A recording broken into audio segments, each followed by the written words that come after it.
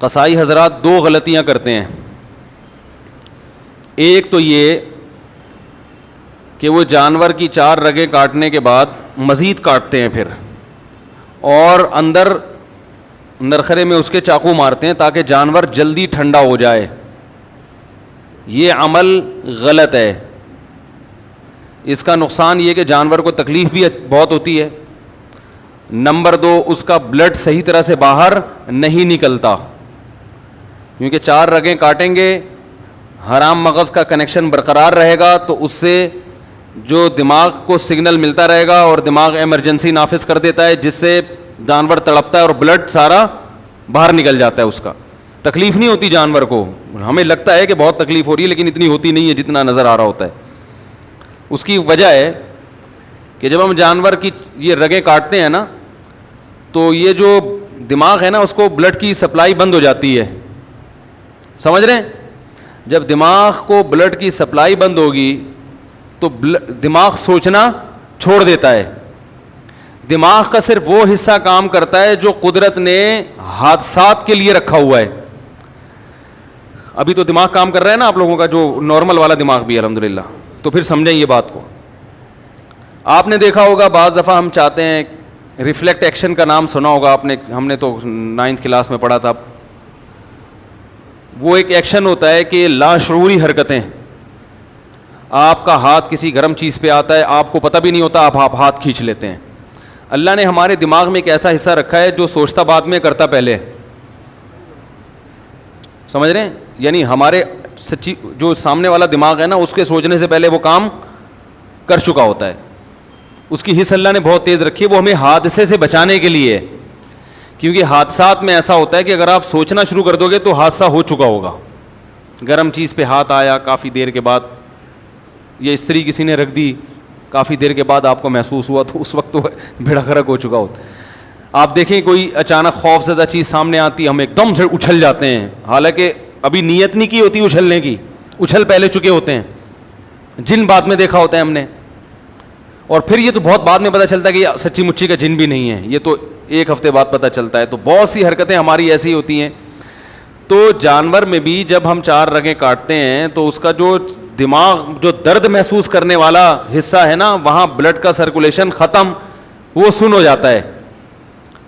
لیکن وہ حصہ جو ایمرجنسی نافذ کرنے والا ہے, وہ ایمرجنسی میں جو آرڈر دینے والا حصہ, وہ کام کرتا رہتا ہے. وہ حرام مغز کی وجہ سے اس کا کنیکشن باقی رہتا ہے. وہ باڈی کو میسج دیتا ہے کچھ خطرہ ہوا ہے, باڈی تڑپتی ہے. تو تڑپنے سے کیا ہوتا ہے کہ بلڈ اچھی طرح نکل جاتا ہے. کسائی کیا کرتے ہیں, وہ نوک لے کے حلق میں ماری اس کے, تو وہ جو اس سے وہ رگ کٹ جاتی ہے حرام مغز والی, جس سے دماغ کا مکمل کنیکشن باڈی کے ساتھ ختم ہو جاتا ہے. سمجھ رہے ہیں؟ اس سے باڈی تڑپنا ختم کر دیتی ہے, بلڈ اچھی طرح سے جانور کا نکلتا نہیں ہے. تو یہ طریقہ مکروہ ہے, ناپسندیدہ ہے, شریعت نے جو ذبح کا طریقہ بتایا ہے اس کے خلاف ہے. ایک اور مثال سے سمجھاتا ہوں. دیکھو چھپکلی ہے نا, چھپکلی دیکھی ہوگی, اکثر جب ہم چھپکلی مارتے ہیں تو اس کی دم کٹ جاتی ہے, دم تڑپتی ہے, اس سے جان نکل رہی ہے. لیکن دم کو تکلیف ہوتی ہے, اس لیے نہیں ہوتی کہ اس کے پاس تکلیف محسوس کرنے کے لیے دماغ نہیں ہے. اور جو دماغ جہاں ہے نا چھپکلی کے, اس کو بھی تکلیف اس لیے نہیں ہوتی کہ اس کے پاس اب دم نہیں رہی ہے. ارے تکلیف تو گزر رہی ہے دم پہ نا, دم پہ تکلیف گزر رہی ہے, خوب تڑپ رہی ہے. لیکن دماغ جو اس تکلیف کو محسوس کرتا, وہ اس لیے محسوس نہیں کرتا کہ جس پہ تکلیف گزر رہی ہے وہ اب دماغ کے پاس ہے نہیں, اس کا دماغ سے کنیکشن ختم ہو چکا ہے. تو وہ تڑپ تو رہی ہوتی ہے چھپکلی کی دم, یوں اس پہ جان نکل رہی ہے تو وہ خوب تڑپ رہی ہے, لیکن نہ دم کو تکلیف نہ چھپکلی کو تکلیف. چھپکلی کو صرف اس حصے پہ تکلیف ہوتی ہے جہاں کٹ لگا ہوا ہے, اس کا کنیکشن ابھی چھپکلی سے باقی ہے. وہ جو دم کے یوں کلابازیاں کھا رہی ہیں, اسے ترس تو بہت آئے گا, بہت ترس آئے گا, ہائے بیچاری کی دم, ہائے بیچاری دم کے ساتھ کیا ہوا. لیکن دم کو تکلیف اس لیے نہیں ہے کہ اس کے پاس دماغ نہیں ہے تکلیف محسوس کرنے کے لیے, اور دماغ کو تکلیف اس لیے نہیں ہے کہ اس کے پاس تڑپتی ہوئی دم سے کنیکشن اس کا ختم ہو چکا ہے, اس کے پاس دم نہیں ہے. تو دم کو تکلیف اس لیے نہیں کہ دماغ نہیں, دماغ کو اس لیے کہ پاس دم نہیں ہے. یہ ایک فارمولہ یاد رکھیں آپ, ٹھیک ہے نا. تو یہ اللہ کا بہت بڑا انعام ہے ان جانوروں پر کہ ہمیں حکم دیا کہ ان کی جب جان لینی ہو تو ذبح کر کے لو. اس میں تمہارا بھی فائدہ اور ان جانوروں کا بھی فائدہ. تمہارا فائدہ یہ, تمہیں صاف ستھرا گوشت ملے گا خون کے بغیر. بیماریاں بھی ساری بلڈ میں ہی ہوتی ہیں, جو بیماریاں ہیں نا گوشت میں جو زیادہ تر یہ بلڈ میں ہوتی ہیں بیماریاں. جب خون نکل گیا تو جانور بیماریوں سے بھی پاک صاف ہو گیا. تبھی کہا جاتا ہے ٹوٹکوں میں کہ جو بڑا گوشت اگر پکانا ہو نا, تھوڑا سا بوائل کرو اس کو, اس کا پانی پھینک دو, اس کا جو اندر بلڈ ہوتا ہے وہ سب نکل جاتا ہے, اس سے وہ اس کے نقصان کافی حد تک کم ہو جاتا ہے.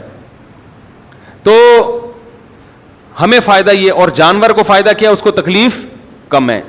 جانور کو موت دینے کے اس کے علاوہ جتنے بھی طریقے ہیں سب میں جانور کے لیے اذیت ہے. یہ غیر مسلم لوگ چائنا میں آپ دیکھو کھولتی بھی کڑھائیوں میں کتوں کو ڈال دیا جاتا ہے, زندہ کتے کو, کس اذیت ناک طریقے سے یہ جانوروں کو مارتے ہیں.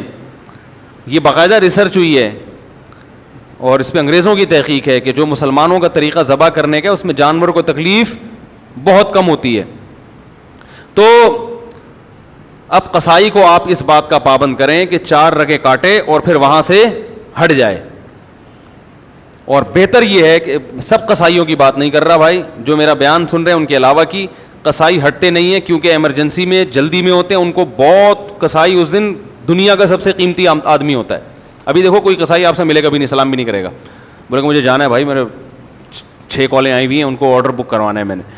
عید والے دن جانور سے زیادہ مہنگا قصائی ہوتا ہے. تو اس کو 10 جانور اور گرانے, وہ اتنی ٹینشن نہیں لیتا کہ کاٹو پھر کھڑے ہو کے دیکھو کہ کب اس کی جان نکلے گی, کب ہم کھال اتاریں گے. وہ کہتا ہے ابے اس کا بس نہیں چل رہا ہوتا, پوری گردن کاٹ دے وہ. تو اس لیے بہتر یہی ہے کہ جیسی 4 رگیں کٹی ہیں تو جس کھونٹے سے جانور باندھا ہوا تھا اس کھونٹے سے تھوڑی دیر کے لیے اسی قصائی کو باندھ لو جو قابو میں نہیں آ رہا آپ کے. ہر قصائی کی بات نہیں کر رہا, صرف وہ جو قابو میں نہیں آ رہا ہے اس قصائی کو آپ اسی, وہ کھونٹا بھی کام میں آ جائے گا, اس کا کرایہ دیا ہوا ہے نا, پورا ہو جائے گا وہ. کیونکہ اس کے بغیر قصائی کو قابو کرنا آسان نہیں. وہ جانور پھر بھی آسان ہے, اس کو پکڑنا نا 4 آدمی اس کو پکڑے تو جانور کو کون پکڑے گا بھائی. تو سب سے بہتر طریقہ ہے اسی کھونٹے سے تھوڑی دیر کے لیے آپ نے جو قابو میں نہیں آ رہا اس کو باندھ دیں. آپ بولیں جب تک ٹھنڈا ہونے دو. ایک بات, ایک گڑبڑی. دوسری گڑبڑ کیا کرتے ہیں لوگ, قصائی حضرات جانور جب ذبح کرتے ہیں تو اکثر منہ میں پان اور گٹکا ہوتا ہے, وہ اللہ کا نام نہیں لیتے. وَلَا تَأْكُلُوا مِمَّا لَمْ يُذْكَرِ اسْمُ اللَّهِ عَلَيْهِ, اللہ فرماتے ہیں جس جانور پر اللہ کا نام نہ لیا گیا ہو وہ جانور تمہارے لیے حلال نہیں ہے. بھولے سے چھوٹ جائے تو ٹھیک ہے, لیکن جو منہ میں گٹکا رکھ کے نام نہیں لے رہا وہ بھولے سے نہیں چھوڑ رہا, وہ گٹکے کی وجہ سے نہیں پڑ رہا, وہ آپ کے جانور پہ اپنا گٹکا قربان کرنے کے لیے تیار نہیں ہے.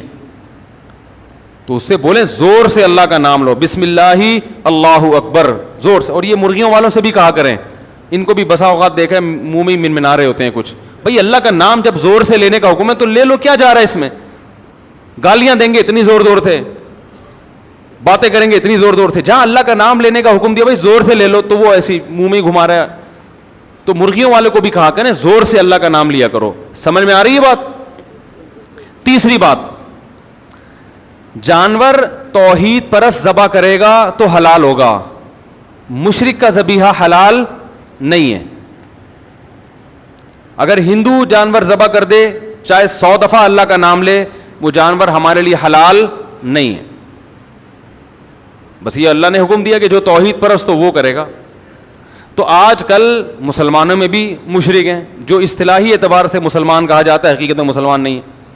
تو کوئی بھی ایسا شخص جو اللہ کے نبی کو ہر جگہ حاضر ناظر مانتا ہو اللہ کی طرح, عالم الغیب مانتا ہو اللہ کی طرح, مشکل کشا مانتا ہو اللہ کی طرح, کہ جیسے اللہ مشکلات پوری کرتا ہے نبی بھی اسی طرح اسباب سے ہٹ کے نبی مشکلات پوری کر سکتے ہیں, چاہے وہ دیوبندی ہو, چاہے وہ اہل حدیث ہو, چاہے وہ بریلوی ہو, چاہے وہ شیعہ ہو, کوئی بھی ہو.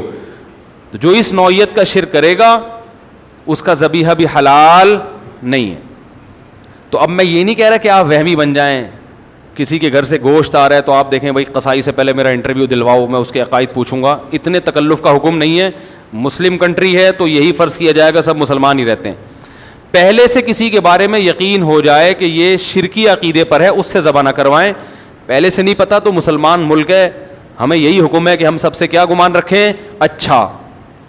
سمجھ رہے ہو؟ ہاں پہلے سے پتہ چل گیا، کیونکہ بقرعید کے دنوں میں بہت سے غیر مسلم بھی قصائی بنے ہوئے گھوم رہے ہوتے ہیں، سمجھ رہے ہیں؟